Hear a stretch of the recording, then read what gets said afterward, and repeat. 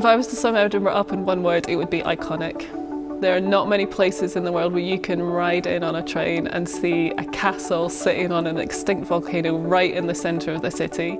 Edinburgh is beautiful. That's how I'd sum it up in one word. Edinburgh is an amazing city. It's so filled with green space. It's so filled with history. The architecture is beautiful and yet so varied. And it's a world-class city that has a really manageable size. Edinburgh is a great city. It's called the Athens of the North, and it's a very beautiful city architecturally. However, Edinburgh is now a very secular and a very pagan city. Edinburgh's gospel need is enormous. It's effectively an unreached people group now. So 50 years ago, you would have found 50% or so of Edinburgh in church on any Sunday morning. Now it's less than 5% in a church of any kind. So what you find in a city like Edinburgh is you've got hundreds of church buildings.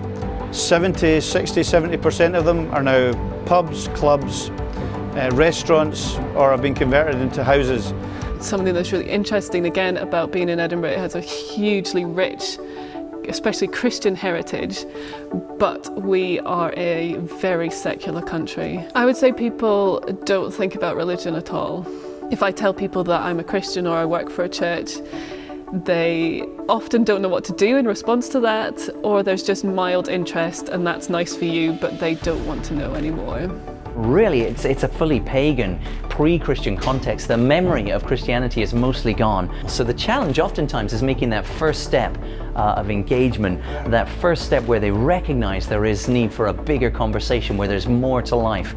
Evangelism, reaching people takes a long time, and we're now starting to get to the point where people have very little understanding of the Bible, who God is, even who Jesus is.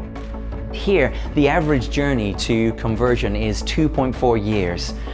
Here it's 42 gospel conversations on average between someone's first meaningful contact with a Christian and them making a decision for Jesus. So here we're starting just a long, long way further back.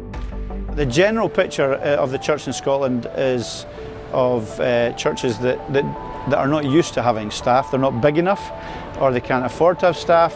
The model has been very much one-man minister. That's changing, and over these last 18 years what we've come to recognise, or what God has shown us, and we're kind of hanging on to his coattails, is that the best way to reach the city was to plant churches into communities in the city. So we've planted 3 churches, we're looking at planting a 4th. This summer we've had 2 interns come and serve with us for a couple of months, and they've been a real blessing to us, a real encouragement, a source of energy, and just a great willingness to serve. But AT3 also have sent us a 2-year intern, somebody who's placed with us for an extended period while they train in the UK. And as a new and a young church, a church that's not very well resourced, but the gift of somebody who shares your vision and shares your passion for people to meet Jesus and is willing to serve alongside to see it happen has been transformational, really. So the gospel needs in Edinburgh are great. People need to hear about Jesus.